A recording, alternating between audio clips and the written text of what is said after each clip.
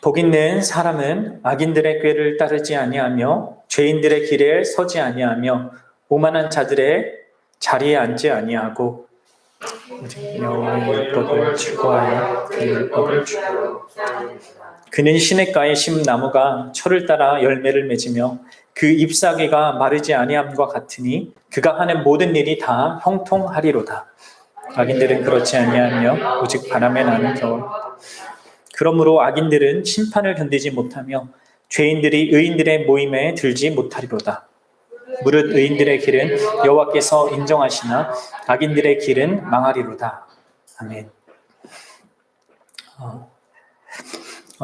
요나서가 우리 지난 시간에 끝났습니다. 그래서 우리가 다음 책에 우리가 들어가기 전에 시편 한 편을 좀 간단하게 다루고 넘어가고자 합니다.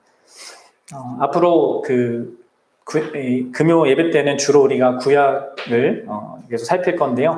각 책이 끝나거나 혹은 또 중간에 어떤 새로운 다뤄야 될 시리즈 내용들이 있다면 그 중간에 좀 시편을 한 편씩 좀 다루면 좋겠다라는 생각이 들었습니다. 좀 개인적으로도 새로운 책을 시작하려면 좀 준비가 많이 필요하거든요. 그래서 그런 시간들도 필요하고 또 금요 기도회이기도 하기 때문에 기도에 대한 어떤 내용이자 또 우리가 닮아야 할 기도의 그 모습을 또 갖고 있기 때문에 시편을 좀 생각해 보고자 합니다.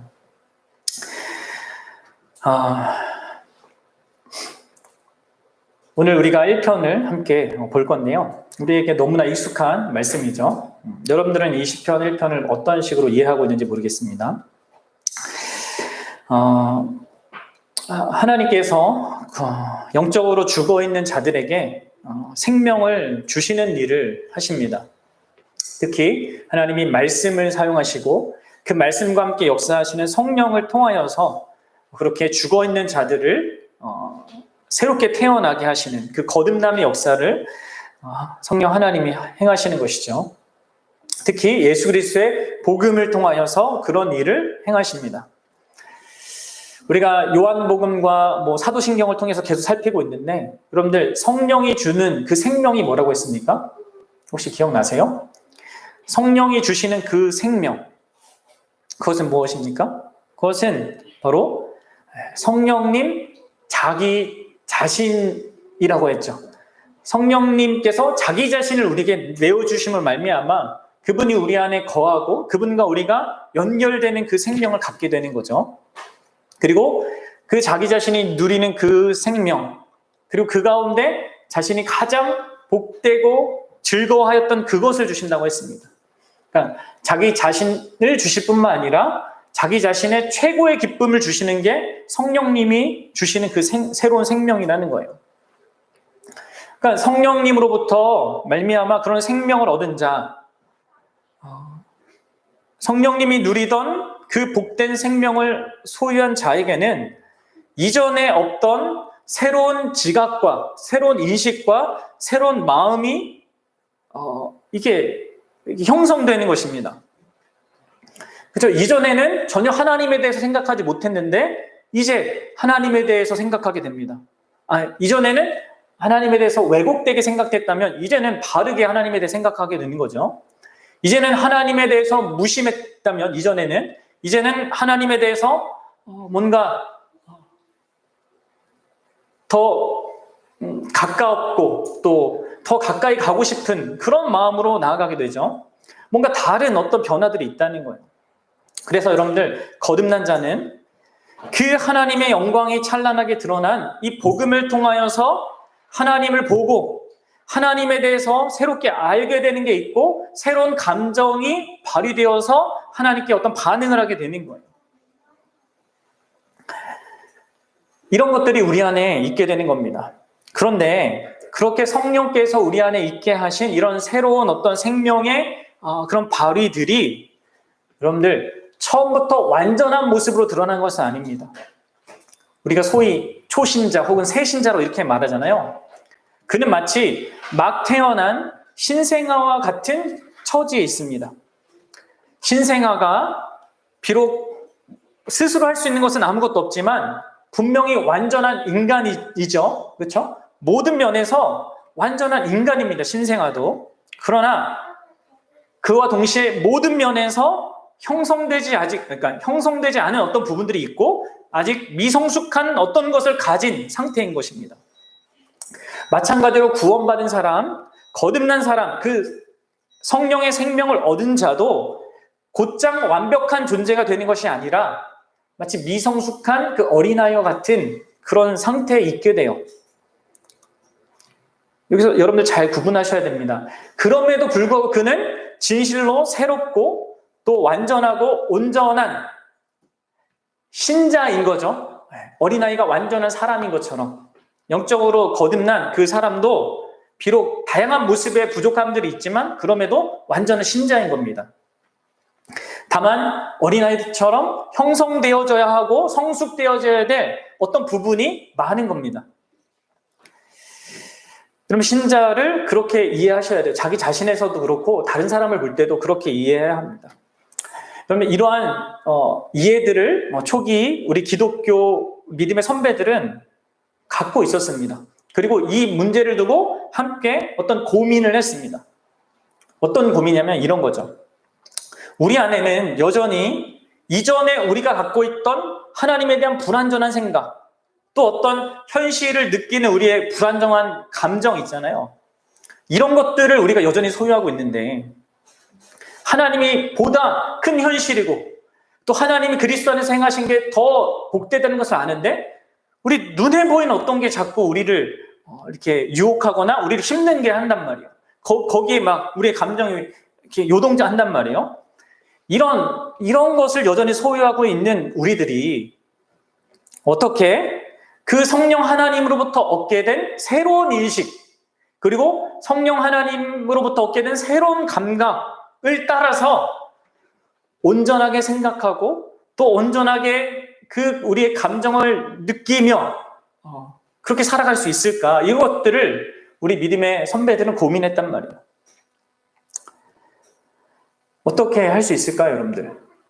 우리의 요동치는 그런 생각과 이 감정들, 그리고 또 우리 안에 새롭게 생긴 좀 다른 어떤 그런 인식과 어떤 감정들, 그것들을 우리가 어떻게 조절하면서 살아갈 수 있겠습니까? 초대 교회가 찾은 가장 중요한 여러 가지 방법이 있겠지만 가장 중요한 답변 중 하나는 바로 시편에 푹 잠기는 것이었습니다. 시편을 깊이 생각하고 그것을 묵상하고 그것을 많이 이렇게 되뇌이는 것. 그것을 통하여서 그 일이 가능하다라고 우리 믿음의 선배들은 초기 때부터 그리고 역사 가운데 계속 생각했고 그것을 경험해 왔다는 거예요. 그래서 여러분들 시편은 우리 믿음의 선배들이 많이 이렇게 좋아하고 사랑했던 그런 책 가운데 하나이죠. 그리고 신약의 저자들이 가장 많이 인용한 구약의 책이기도 했습니다. 게다가 우리의 믿음의 대상이신 그 예수님의 가르침, 그리고 예수님의 가르침에도 그 시편의 내용들이 엄청 많았고 예수님이 어떤 자신의 감정을 표현할 때도 자주 사용했던 것이 다 시편에 있는 그 내용들이었습니다. 시편은 이처럼 예수님의 그런 책이었고 예수님의 노래였고 예수님의 시였고 예수님이 깊이 생각했고 또 예수님이 자기 감정을 표현하던 어떤 방식이었단 말이에요. 마찬가지로 우리 믿음의 모든 선배들이 이 시편을 통해서 자신들이 어떻게 하나님에 대해 생각해야 되는지 또 어떻게 하나님께 대해 반응해야 되는지 자신들의 인식과 자신들의 그 느끼는 그 감정이 어때야 되는지를 배웠단 말이에요. 그래서 여러분들 시편을 우리가 바르게 아는 게 상당히 중요합니다. 그리고 우리가 시편을 이렇게 함께 생각할 때 이것을 기대해야 되는 거죠. 뭐요? 우리의 생각이, 하나님에 대한 생각이, 나 자신에 대한 생각이, 이 세상을 바라보는 그 우리의 생각이 온전해지는 것, 또 그것을 대하는 우리의 생각과 함께 그것을 대하는 우리의 감정, 우리의 정서, 이것이 온전해질 수 있기를 우리는 소망하는 가운데 시편을 함께 봐야 하는 겁니다. 그러면 시편이 제가 이제 1편을 지금 얘기하면서 이 시편의 서론적인 이야기를 먼저 드리는 거거든요. 왜냐하면 이제 시편 1편뿐만 아니라 우리가 앞으로 살피게 이게 중간중간에 보게 될 이 모든 시편을 통해서 이런 부분을 우리가 기대해야 하기 때문에 그렇습니다. 시편을 통해서 우리는 우리의 생각이 어떻게 온전해질 수 있는지, 또 우리의 감정이 어떤 식으로 온전해져야 되는지 이런 것들을 배워야 한다는 거예요. 우리 어린아이들도요, 자신의 어떤 감정, 느끼는 것과 표현하는 것에 있어서 온전하지 않잖아요. 그렇죠? 그래서요, 부모들이 가르쳐줘야 돼요. 이런 상황에서는 감사해야 되는 거야. 이런 상황에서는 미안해야 되는 거야. 이런 것들을 가르쳐 줍니다. 그렇지 않으면 왜곡된 자기중심성을 가지고 막 행동하고 이렇게 감사해야 될 때 그냥 당연히 여기고 또 슬퍼해야 될 때 막 웃고 이런 잘못된 그런 어떤 그런 태도와 그런 것들을 형성할 수 있잖아요. 마찬가지입니다. 우리가 이런 우리 안에 죄악들이 있고 그것들이 우리의 생각과 그런 감정을 주도해서 잘못된 방향으로 가지 않게 하도록 하기 위해서 우리가 하나님의 말씀으로 이렇게 바로 잡아야 되는데, 그것을 가장 잘 도와주는 수많은 모든 성경이 다 도와주지만 가장 잘 돕는 책이 이 시편이라는 거예요. 그리고 무엇보다도 우리의 감정적인 거 있잖아요. 정서적인 이 부분, 그것이 어떠해야 되는지, 어떨 수 있는지 신자는 이런 것들을 다루고 있다는 거예요. 그래서 우리가 시편에 잘 주목하는 게 좋습니다. 여러분들, 왜 시편은 우리의 생각을 온전하게 하는데 도움이 될까요? 그것은요, 시편의 한 가지 특징 때문에 그렇습니다. 시편은요, 교훈적이에요. 무슨 말입니까? 시편은 하나님에 대해서, 그리고 사람에 대해서, 그리고 우리 인생의 삶에 대해서 상당히 중요한 교훈적인 그 내용들을 담고 있습니다. 그래서 여러분들, 우리는 시편을 읽을 때 하나님의 존재와 성품, 그리고 그분이 행하시는 일이 무엇인지를 배울 수 있습니다. 또 우리 안에 있는 우리의 본성이 무엇인지, 또 우리의 삶은 어떠한지를 배울 수 있단 말이에요. 시편이 이제 시이고 노래이니까 뭔가 우리의 감성이나 이런 어떤 이 마음을 이렇게 터치하는 그런 부분이 더 강력할 것 같지만, 시편은 기본적으로 이 교훈성, 다시 말해서 진리를 이렇게 우리에게 드러내는 것입니다. 이것을 우리가 어디서 확인할 수 있냐면 바로 시편 1편 자체를 통해서 확인할 수 있습니다. 시편 1편은요, 시편 전체 총 150편까지 있는데 그 모든 시편의 도입부입니다. 이제 시편 1편과 2편이 그 같이 도입 역할을 하거든요. 어쨌든 이 도입편에서 먼저 우리에게 딱 제시하는 게 무엇입니까? 복 있는 사람은 하면서 소극적으로 이렇게 아니하고 얘기한 다음에 적절히 2절에서 이렇게 얘기하잖아요. 오직 여호와의 율법을 즐거워하며 이렇게 나오죠. 바로 여기 나오는 율법. 이 율법이란 단어가 우리가 좀 주목해야 될 단어인데, 이 율법은요, 뭘 의미하냐면 그 구약 앞부분에 나오는 하라, 하지 말라, 이것 정도를 얘기하는 게 아닙니다. 이 율법은 히브리어로 토라라 하는 것인데요, 이것은 단순한 법령들, 아니면 제사제도, 이것들을 얘기하는 것이 아니라 하나님의 가르침 전부를 말하는 겁니다. 그러니까 토라라고 할 때는요, 하나님의 가르침 전부를 얘기하는 거예요. 그래서 이 시편은요, 하나님의 가르침 전체를 묵상하는 자, 복된 자를 이렇게 전면에 내세우면서 우리에게 그것을 이렇게 요청하고 있는 것입니다. 다만 어떤 한 가지 율법, 그 세부적인 내용을 얘기하는 게 아니라 하나님의 전체 가르침, 구약의 전체 가르침을 묵상하는 것, 그것을 지금 제시하고 있다는 거예요. 그 얘기는 기본적으로 이 시편 전체가 아까도 말했듯이 교훈적인 내용들을 염두에 두고 있다는 것이죠. 더 정확히 얘기하면 그 교훈적인 내용들인 구약 성경의 모든 내용들, 특별히 앞에서 하나님이 얘기하신 것에 대한 반응으로서 이 시편 기도가 있다는 거예요. 시편의 내용들이. 게다가 여러분들 이 시편이 구성되어 있는 것도요. 그것을 제가 지금 말한 바를 지지해 줍니다. 그러면 시편은 총 5권으로 되어 있어요. 그래서 1편부터 41편, 42편부터 73편, 74편부터 90편, 그리고 91편부터 106편, 107편부터 150편. 이렇게 5개로 나눠져 있고 각 시편마다 각 끝에 이런 끝을 표시하는 그 표시가 나와 있습니다. 그럼 그거 한번 찾아봅시다. 우리 시편 41편 한번 보세요. 성경을 한번 보세요. 시편 41편. 13절 보세요. 시편 41편 13절. 읽어봅시다. 시작. 이스라엘의 하나님 여호와를 영원부터 영원까지 송축할지어다. 아멘, 아멘. 그렇죠. 그리고 바로 아래 좋은 성경책에 나와 있죠. 뭐라고요? 제2권 해서 이렇게 나오잖아요. 그래서 5권으로 돼 있단 말이에요. 여러분들 시편이 왜 5권으로 돼 있을까요?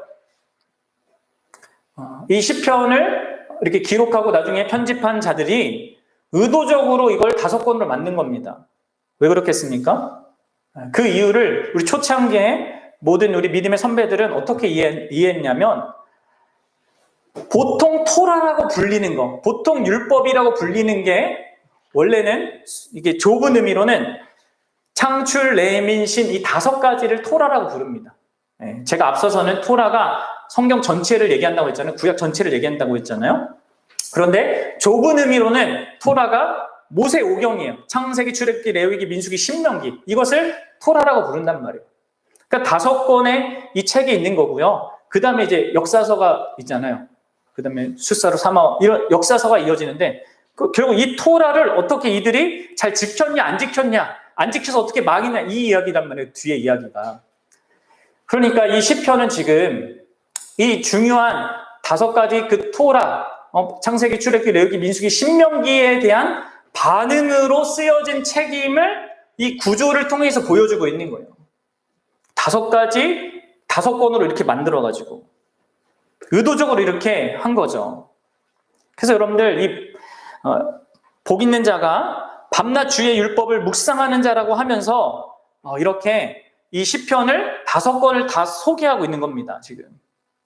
그러니까 의도적으로 그렇게 하고 있는 거죠.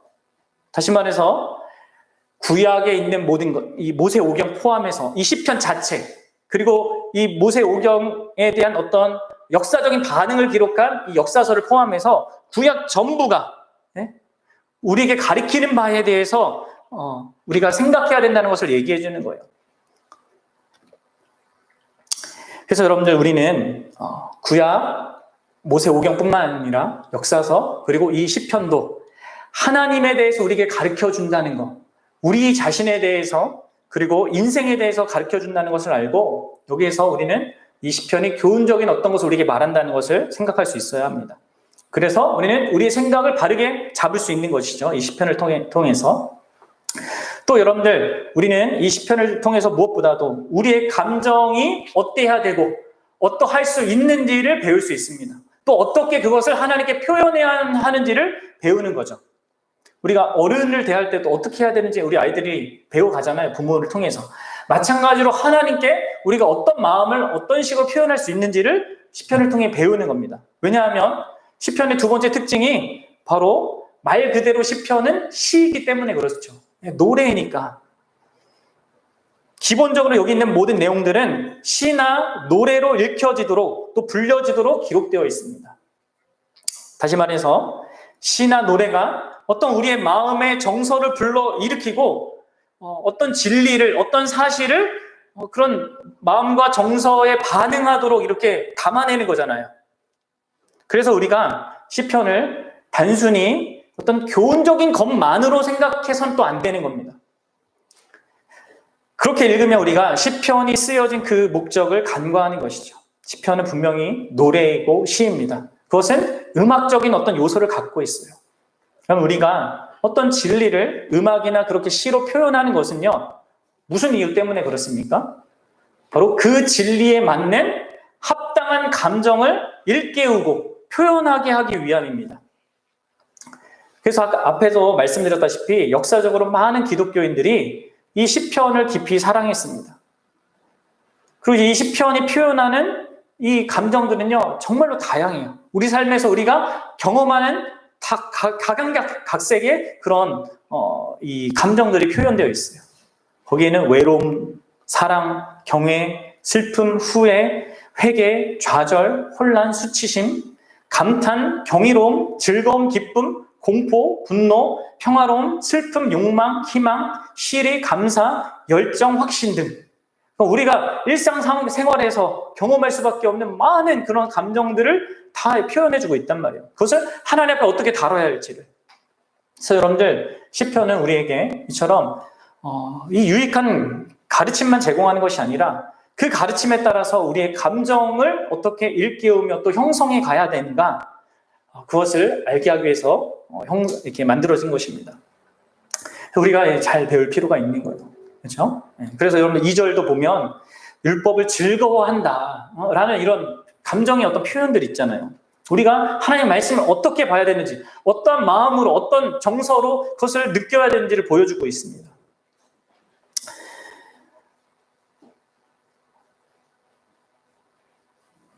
무엇보다도 여러분들 이렇게 시편이 우리의 지성, 우리가 어떻게 생각해야 되는지를 바르게 온전하게 만들어주고 또 우리가 어떻게 느껴야 되는지를 온전하게 제시해 줄 수 있는 것은요, 무엇보다도 이 시편이 하나님께로부터 말미암는 하나님의 영감받은 말씀이기 때문에 그렇습니다.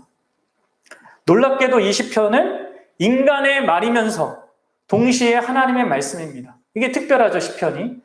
다른 대부분의 성경은 다 하나님이 어떤 말씀하시는 것으로 이렇게 기록되어져 있지 않습니까? 그런데 이 시편은 사람이 하나님께 한 말, 그렇죠? 그것이 하나님의 말씀이 된 것입니다. 성령 하나님께서 이 시편들이 쓰여지고 또 배열되는 모든 것들을 인도하셨습니다.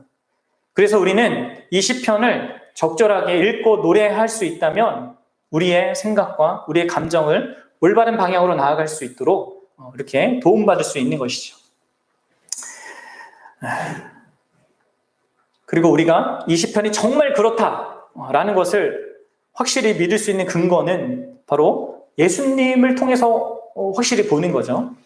앞에서도 말씀드렸다시피 예수님께서 이 시편을 하나님이 말한 거다, 말씀하신 거다 이렇게 얘기도 하셨고 또 자신이 그것을 친히 사용하셔서 어떤 표현들을 하셨다는 것 속에서 우리가 이것이 진정으로 하나님의 말씀이라는 것을 볼 수 있는 것입니다. 여러분들 시편을 볼 때 우리가 이런 관점으로 생각을 해야 하는 것이에요. 바라기는 저와 여러분들이 이렇게 시편에 대한 바른 이해를 통하여서 우리의 생각과 하나님에 대한 우리의 반응들을 바르게 세워갈 수 있었으면 좋겠습니다. 이것이 여러분들 기본적인 이제 시편에 우리가 시편을 접근하고 1장을 살피면서 생각해야 될 내용이고요.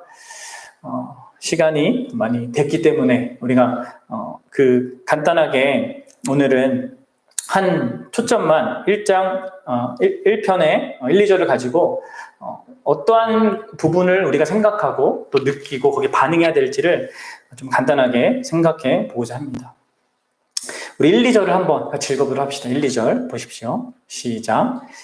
복 있는 사람은 악인들의 꾀를 쫓지 아니하며 죄인들의 길에 서지 아니하며 오만한 자들의 자리에 앉지 아니하고 오직 여호와의 율법을 즐거워하며 그의 율법을 주야로 묵상하노라. 여러분들 여기에서 여러분들은 무엇을 먼저 배워야겠다고 생각이 드십니까? 대부분의 사람들이 이 1절과 2절을 딱 보면 나는 이제 악인들의 꾀를 따르지 않고 죄인들의 길에 서지 않고 오만한 자리에 앉지 않아야지. 그리고 이제 여호와의 율법을 주야로 묵상할 거야. 이렇게 바로 내가 이렇게 해야 될 무엇으로 이렇게 적용을 하는 그런 경우가 많습니다. 근데 여러분들 생각을 해봐야 돼요. 왜 이런 식으로 이렇게 이 시편 1편의 기자가 표현하고 있는지를 잘 생각해 봐야 합니다. 왜 여러분들 이 시편 기자가 너 악하게 굴지 마, 죄를 짓지 마, 그리고 오만하게 살지 마 라고 권면할 수도 있잖아요. 사실 그렇게 그냥 직설적으로 얘기할 수 있습니다. 그런데 그렇게 지금 말하고 있지 않아요. 그리고 이 시편의 1편의 이 기자는 오히려 어떤 행위, 우리가 흔히 생각하는 악한 일, 죄악된 일, 오만한 일에 지금 주목하고 있지 않고 뭐에 주목하고 있습니까?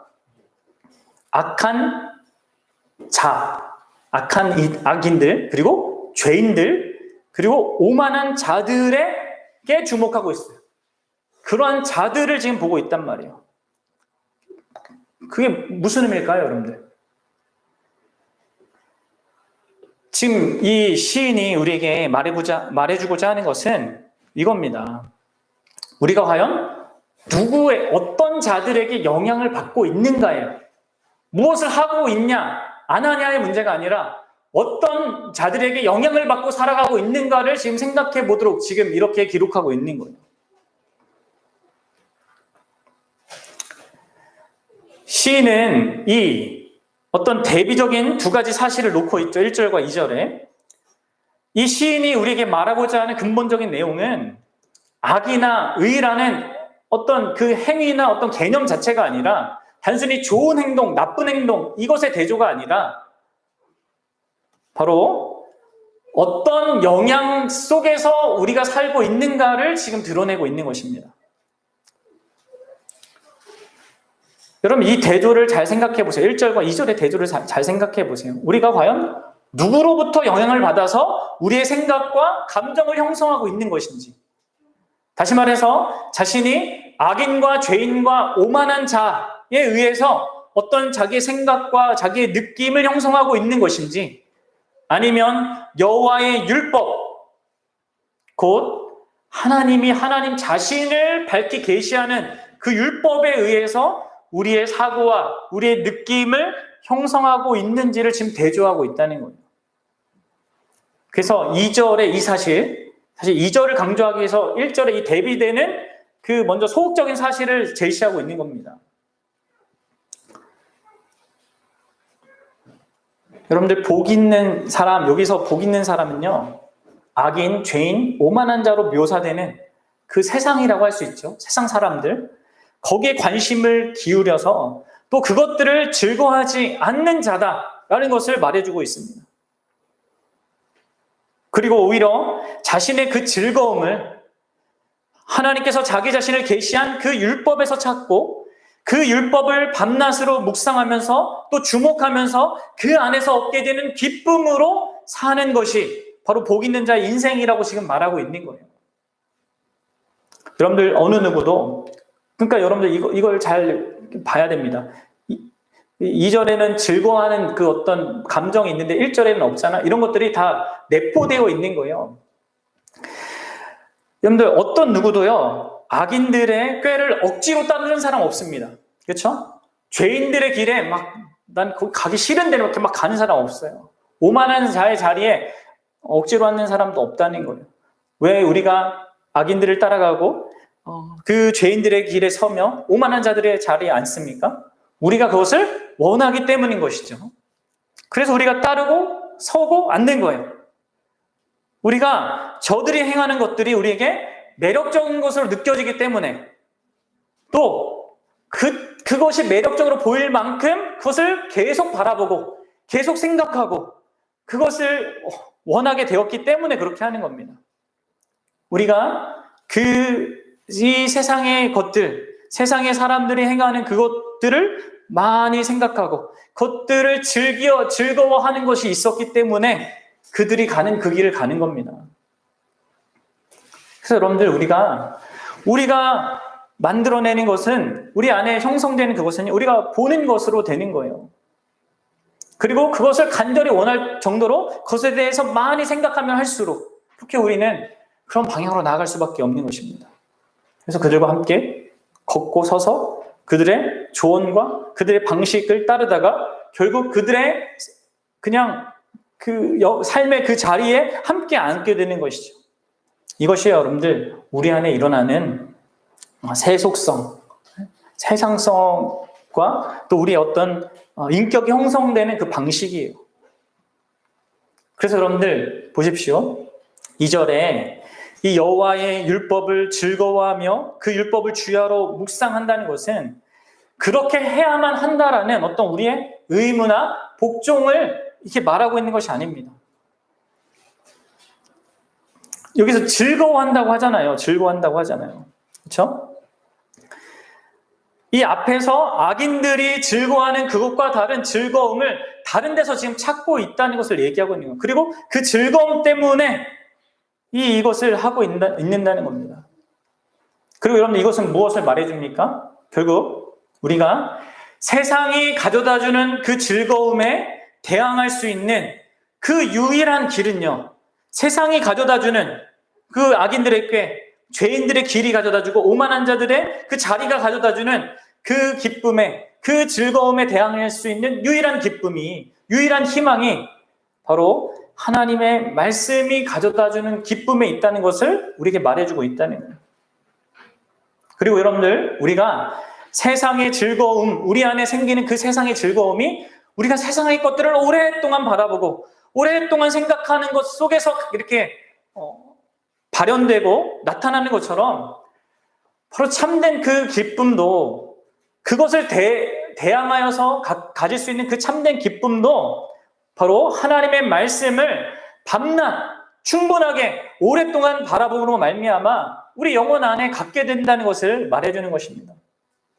사랑하는 여러분, 우리가 하나님의 가르침을, 이 토라, 이 율법을 정말 깊이 밤낮으로 묵상하면서 살아간다면 우리 안에 진정한 기쁨이 일어나게 된다는 거예요. 그리고 그 기쁨이 정말 우리로 하여금 앞에 나오는 그 악인들이 가져다 준다고 하는 것, 네? 죄인들, 그리고 오만한 자들이 가져다 주고자 하는 그 기쁨보다 더 귀하고 값지다는 것을 알게 함으로 말미암아 그것을 거절하게 만든단 말이에요. 여러분들, 이것이 우리에게 이 시편 1장 1, 2절이 우리에게 가르쳐주는 중요한 내용이고, 또 어떻게 거기에 반응해야 되는지, 반응하게 되는지에 대한 표현입니다. 사랑하는 여러분, 어떻습니까? 여러분들에게는 이러한 일들이 있습니까? 세상이 나에게 주어줄 수 있는 어떤 기쁨들, 이런 것들, 이건 또 두려움이나 이런 슬픔에 이런 다른 감정들 마찬가지겠죠. 즐거움을 여기서 한번 생각해 보세요. 1편에 그걸 얘기하니까. 세상이 나에게 즐겁다고 하는 것들, 세상 사람들이 이렇게 하나님 알지 못한 자들이 요구하는 그 즐거움, 그것에 대해서 내가 그것을 많이 생각하고 또 생각하면 생각할수록 그것을 바라게 되는 나의 현실이 있는데, 여러분들은 그리고 그것이 모든 사람들의 삶이고 그 내가 즐거워하는 그것을 따라서 사람은 살게 되잖아요. 추구하며 살게 되잖아요. 근데 여러분들에게는 그것을 거절할 수 있는 그 기쁨을, 그리고 그 특별한 어떤 기쁨을 하나님의 말씀에서 발견하고 있습니까? 잘 생각해 보세요. 그게 지금 복 있는 자라고 얘기하고 있어요.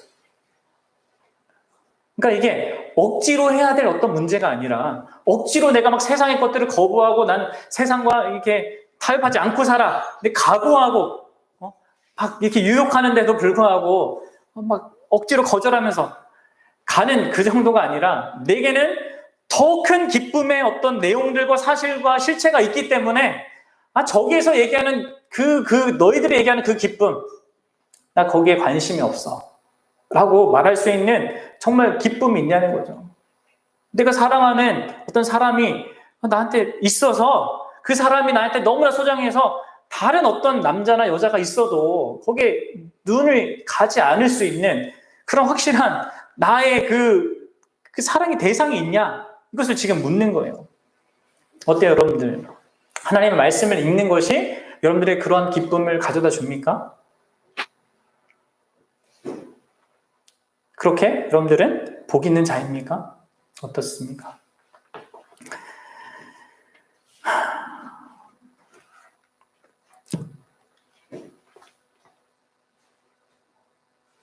여러분들 사실 이제 우리가 마지막으로 이 부분을 생각해 봐야 되는데요. 하나님의 말씀을 묵상하고 하나님의 말씀을 직면하는 것은요.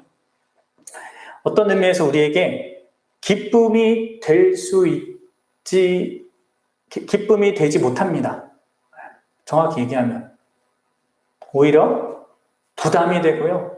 또 어떤 의미에서 어떤 이 좀 상태가 안 좋으면 화도 나고요. 또 가장 정상적인 반응이면 두려워할 수밖에 없습니다. 왜 그렇습니까? 하나님의 율법이 가르침이라고 했고, 가르침 중에는 율법만 있는 건 아니지만 또 율법도 포함하는 거잖아요. 그럼 율법이 우리에게 뭘 얘기합니까? 하나님이 뭘 하지 마라 하라 하는 이런 것들이 뭘 얘기합니까? 하나님이 얼마나 거룩한 분인가, 또 하나님이 요구하시는 게 얼마나 큰가 이거잖아요. 그렇죠? 하나님을 너 마음을 다해서 힘을 다해서 뜻을 다해서 생명을 다해서 사랑해라 하는 이러한 요구들이 그럼 어떻게 우리에게 큰 기쁨이 될 수 있겠습니까? 그러면 이사야도 하나님의 말씀을 묵상하는 가운데 하나님의 영광을 보고 하나님의 거룩함을 보자 어떻게 했어요? 꿇어 엎드려서 벌벌 떨면서 그랬어요. 화로다. 이 부정한 자가 하나님을 보았도다 하면서 난 망하게 되었다. 이렇게 막 고백했단 말이에요. 예수님 만났던 베드로도 예수님이 하나님이심을 딱 깨달자 그 앞에 엎드려져서 주님 저는 죄인입니다. 저를 떠나십시오. 이렇게 반응했단 말이에요. 게다가 여러분들 예수님이 하나님의 말씀을 깊이 항상 묵상하시는 그 말씀을 통하여서 자기의 생각을 형성하시고 자기의 감정을 또 형성하시고 표현하시는 그 예수님이 하나님의 말씀을 우리에게 설명해 주실 때 그 내용을 우리가 들으면요 더 갑갑해집니다. 왜 그래요? 구약 성경에 너 살인하지 말라라는 그 얘기 들었냐? 그냥 너는 행동으로 살인 안 하면 된다고 생각하지만 그 말씀의 진짜 의미는 그거다. 네가 살인하게 되는 그 근본 원인을 한번 생각해봐라. 그게 뭐니? 뭐예요? 우리 안에 그 대상을 미워하는 마음, 또 그 대상을 용서하고자 하지 않는 마음, 미워하는 거, 용서하지 않으려고 하는 거, 그게 근본적인 살인이다. 하나님의 말씀을 깊이 묵상하고 그것을 내용을 이해한 그분이 풀어서 알게 해주신 그 내용이 그겁니다. 그럼 여러분들 우리는 어떤 마음이 듭니까? 우리는 너무나 확실하고 또 너무나 깊이 우리의 그 어떤 반응들, 우리가 어떠해야 되는지, 우리가 전혀 할 수 없는데 그걸 어떠해야 되는지 보여주는 이 말씀 앞에서 어떻게 누가 할 수 있는가라고 말할 수밖에 없는 그런 우리 아니겠습니까? 여러분들, 하나님 말씀이 우리에게 기쁨이 된다는 게 도대체 무슨 의미일까요? 이런 특별히 엄중하고 또 너무나 큰 것을 요구하는 그 말씀 앞에 어떻게 기쁨이 될 수 있겠습니까? 여러분들, 이 하나님의 말씀이, 율법이, 그리고 하나님의 명령이 우리에게 기쁨이 될 수 있는 유일한 한 가지 길은요, 우리가 이 말씀과 함께 바로 예수 그리스도를 깊이 묵상하는 겁니다. 사실 이 말씀 전부가 예수 그리스도를 가리키는 거죠. 그렇죠? 말씀의 핵심이 예수님이에요. 근본적으로 이 모든 성경은요, 우리에게 우리 자신이 무엇이어야 되는지, 우리 자신에 관한 어떤 것을 말하고 있는 것이 아니라 예수님에 관해서 말하고 있는 것입니다.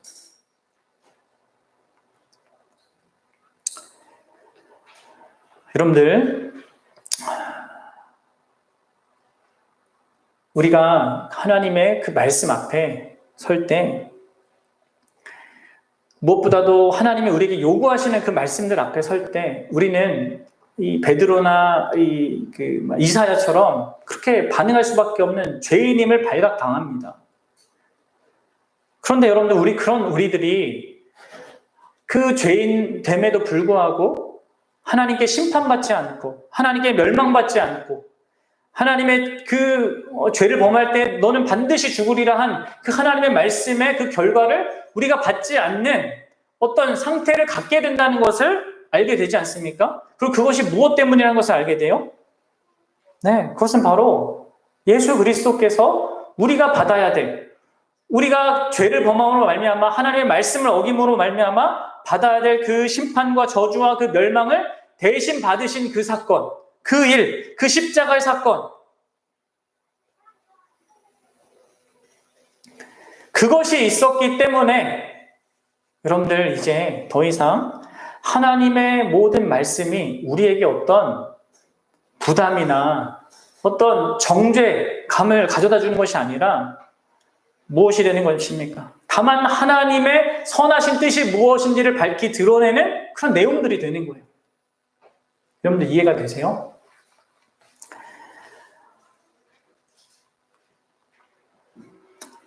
여러분들 우리는요, 더 많이 하나님의 말씀, 모든 말씀을 묵상할 때마다 더 많이 예수 그리스도를 생각해야 합니다. 하나님이 죄를 알지 못하던 그분을 죄로 삼으신 것을 기억해야 합니다. 그 예수 그리스도로 말미암아 그분 안에서 하나님이 우리를 받아주시는 것, 용납해 주신다는 사실을 더 깊이 묵상해야 합니다. 그분이 우리가 살아야 될 그 완전한 삶을 대신 사시고 또 우리가 받아야 될 그 죽음을 대신 받은 것을 깊이 생각해야 합니다. 그래서 하나님 앞에 우리가 완전하게 받아들였다는 것, 이제는 더 이상 우리의 어떠함에 따라서 우리가 잘하거나 못하거나 하는 그것에 따라서 하나님이 우리를 대하시는 것이 아니라 그리스도 안에서 우리를 완전한 자녀로, 하나님의 자녀로 받아주셨다는 것을 우리는 더 많이 깊이 묵상해야 한다는 거예요. 그러면요, 하나님의 모든 말씀이요, 우리에게 진실로 기쁨이 될 수가 있습니다. 그럴 때 여러분들 하나님의 말씀은 우리에게 어떤 천국에 들어가게 하는 그 어떤 과정으로서가 아니라, 수단이 아니라, 내가 이 땅에서 복을 받는 어떤 그런 수단이 아니라 다만 우리가 행하는 무엇이 됩니다. 다만 그렇게 사는 것이 기쁜 어떤 것이 되는 거예요. 하나님을 기뻐하는 그 의미로. 그리스도 안에서 그렇게 우리를 용납해 주시는 그분을 기뻐하는, 그분이 원하는 그것에 대해서 그렇게 나도 하고 싶다라는 것으로 나아가게 된다는 것이죠. 마치 예수님이 그렇게 하셨듯이 말이죠. 사랑하는 여러분, 진정으로 바라기는 우리가 다만 이 성경을 이 기뻐하고 묵상하는 것을요, 다만 그냥 일반적인 의미로 이 성경을 많이 묵상하고 그렇게 생각하는 것도 중요하지만 그것과 함께, 그것이 원래 목적하고 있는 그것대로 예수 그리스도에 대해서 더 많이 묵상해야 합니다. 성경 자체가 말하는 전부가 바로 예수님이에요, 여러분들. 그래서 우리는 모든 성경에서 이 예수님을 생각해야 되고 예수님과 함께 관련해서 이해하고 관련해서 자기 자신과 적용할 수 있어야 돼요. 그러면요, 우리는 이 복된 그 사람, 유일한 사람 예수님인데 그 예수님을 닮은 그 길을 걸어갈 수 있는 자들이 되는 것입니다.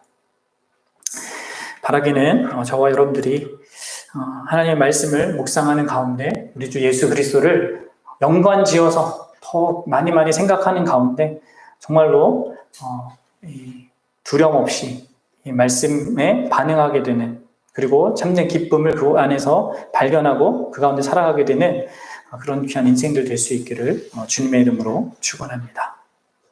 우리 같이 함께 기도할게요.